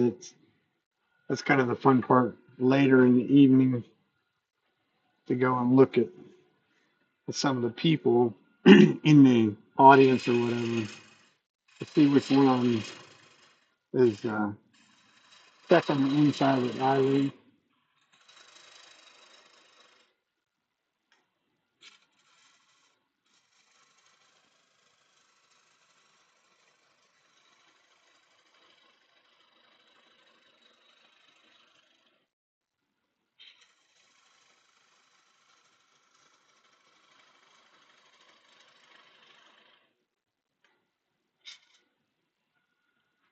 Let's see if we're close to what the other one was. I have a tendency to leave these. The bigger I go, the more I leave, which is kind of that 10% rule of somebody decided that was the worldly thing to be. So, where are we at? Inch, um, probably about an inch and an eighth wall thickness there, which should be good enough.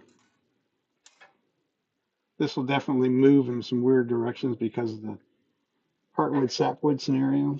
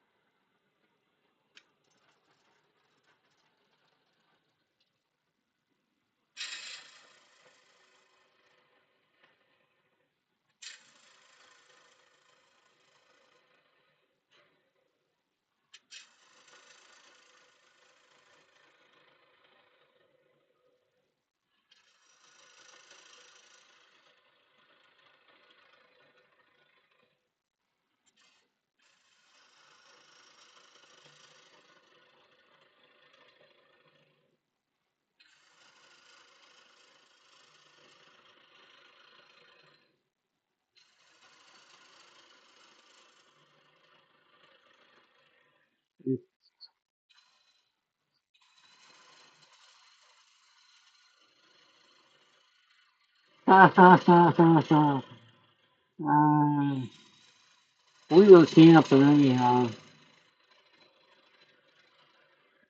I normally watch some of it.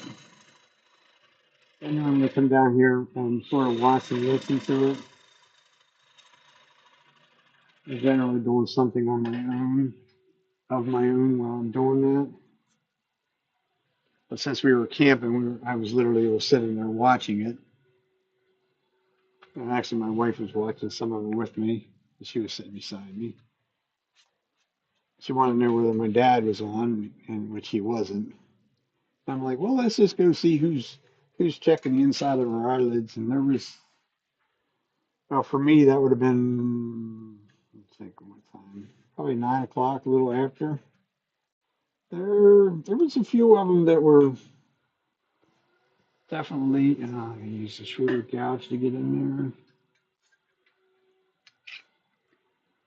few of them checking the inside of the eyelids.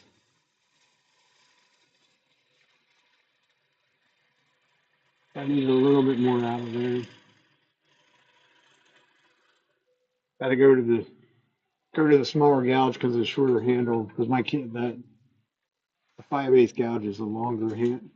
It's like a 20-inch handle versus 16. So it's right.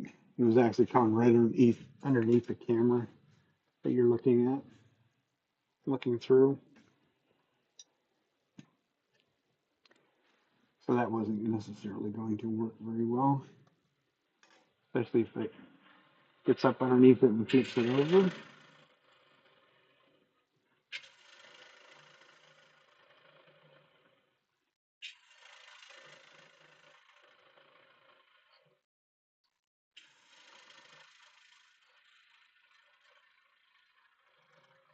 Yeah. If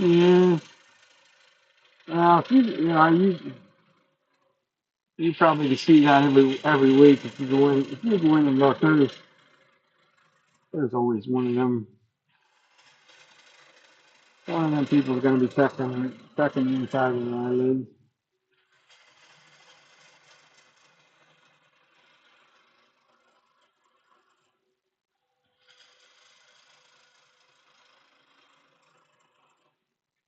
especially if it's whoever's demonstrating. If it's something that doesn't totally overly interest them. So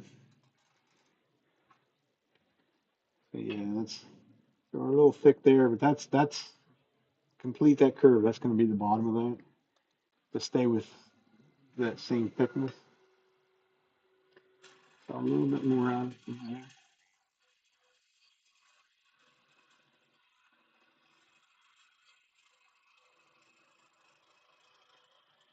Oh, I don't. I don't remember that.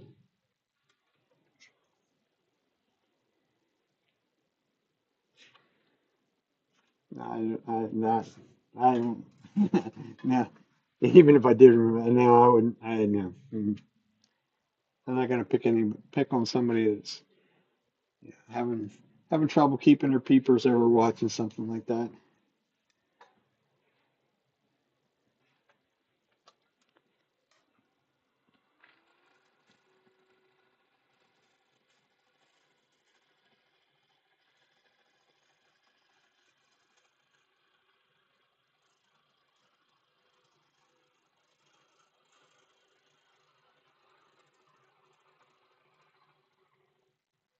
Or were you trying to say that it was you were one of them that were catching a few Z's? Is that my? There we go. That'll work.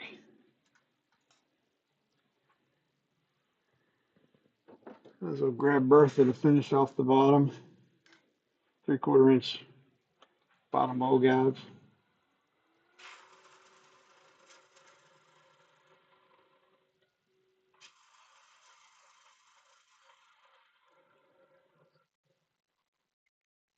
Oh, okay.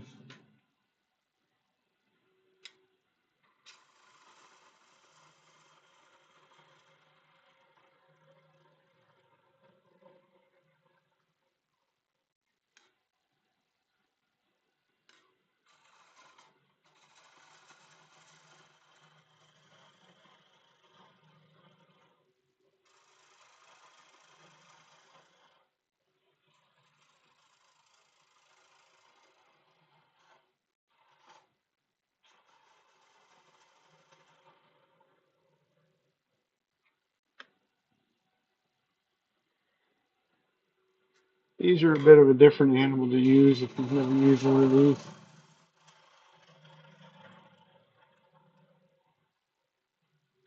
The flute is pretty much almost straight up and down. It also means when it's straight up, almost straight up and down like that, that the chips want to come straight back at you.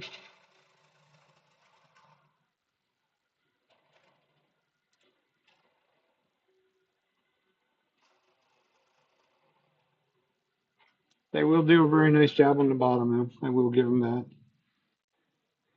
Probably the only one I'll ever have to buy because I don't use it. You're only using it a little bit at a time, for one. I mean, it goes for quite a long period of time before I actually ferment it.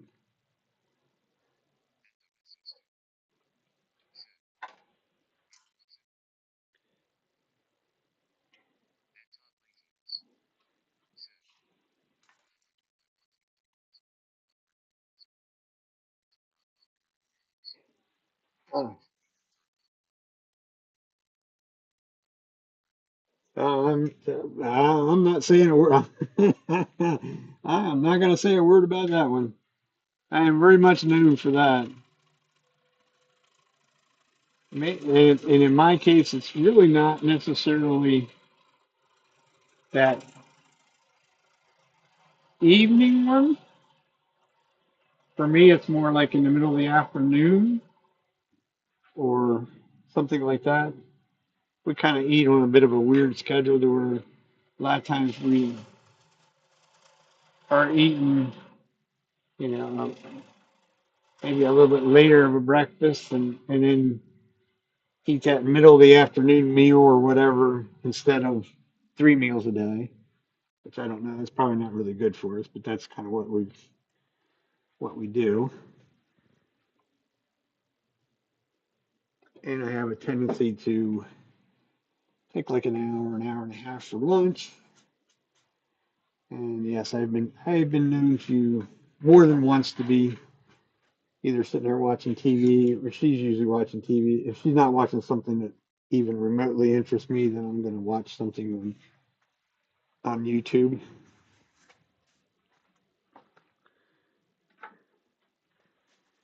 Which is another good question. I know Todd, you do some recorded videos out there. What software are you guys using to edit the videos. Reason I ask, I was using CapCut. I actually had a fairly decent understanding of how to use it fairly well.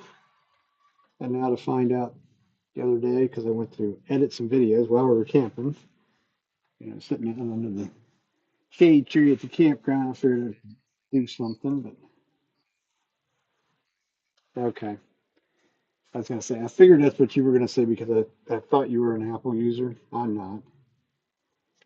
Has to be for a Windows machine.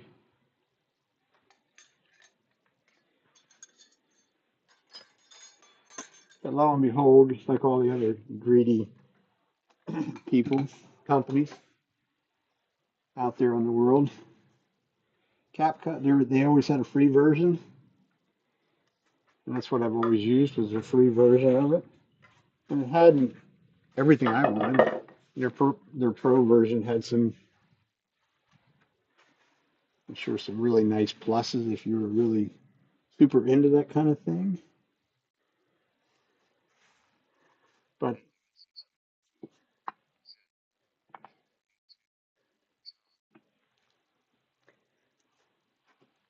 okay, well, like I say, I'm not an Apple user.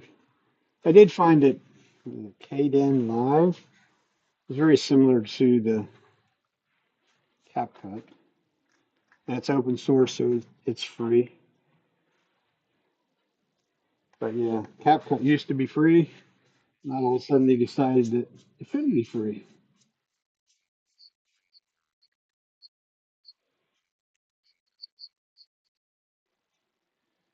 And that's any better? Okay, well let's explain that one. How can that be? How's it any better? I've never used an Apple machine in my life, so I don't really know much about them. I know my one uncle was a fan of the Apple stuff, but he used to do a lot with photos and things like that. What you always claim, some of that stuff they claim that the Apple machines are better for some of that. My wife is the same way. She can she can make a mess out of it in a hurry. Well, give her time. She'll get there. Guaranteed. Okay. Two down. Oh man, look at that. Right on time. Two rough turns in 2 hours. So let's see. I got half an hour's worth of mess to clean. No, it's not too bad.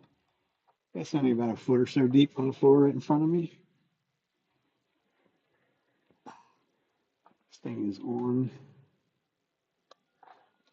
There we go. On with low speed belt, so it doesn't spin very well. Other than that, I think that is it for me. Oh yeah, I can see there's water spots on the lens. I can see some distorted areas. That's water on the lens of the camera.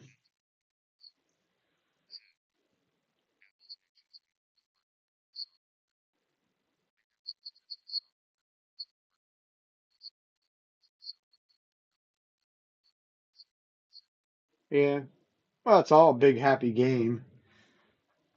To me, it's all a big happy game. Who can take the most money out of your pocket? That's that's kind of the way I look at it. So yeah.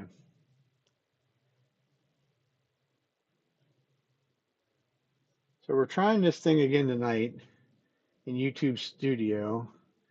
It shows that I should be on vertical and horizontal, but it says that every week and it never works. So,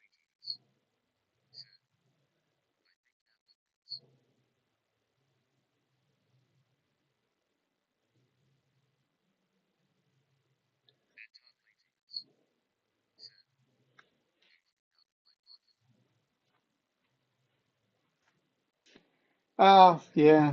And that's probably one of the other things. Now, my son-in-law was never an Apple user, but the company he works for, they gave him laptops, and I guess they use a bunch of stuff that's Mac related, and they gave him a Mac, and he wasn't too happy with it, but it's taken him a while, but he's got it down. I don't know that he's necessarily ready to jump away from his normal PC machine because he is a gamer. Um, the Macs are considerably more expensive too, from what I've seen. Put it that way. But yeah, let me see. I'm gonna go look at something a minute before I tell it to end.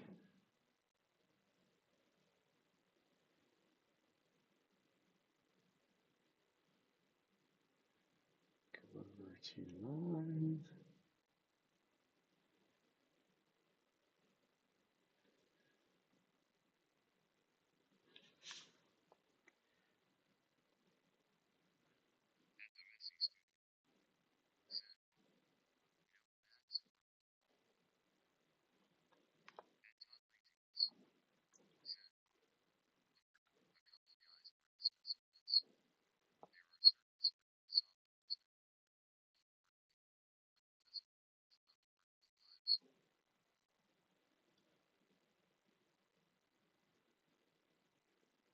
Well, see, YouTube Studio is supposed to do it for you,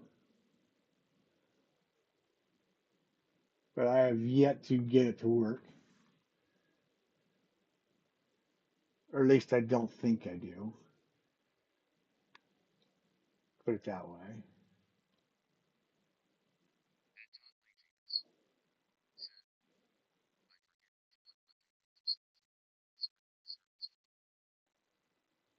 Yeah, yeah. Well, that's not that.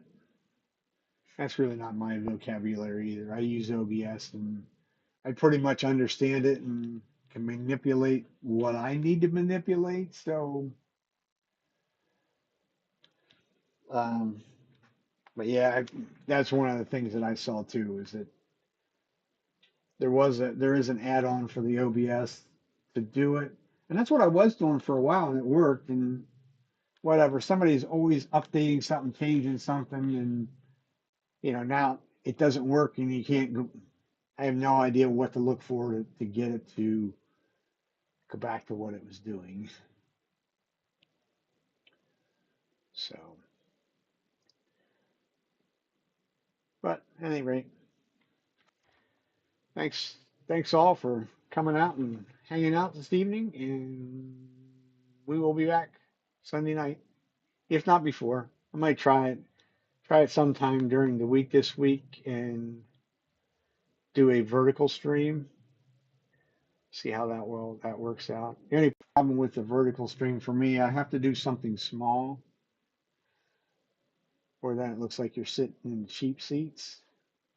But we shall see. Till next week, everybody have a good week and stay safe and have fun.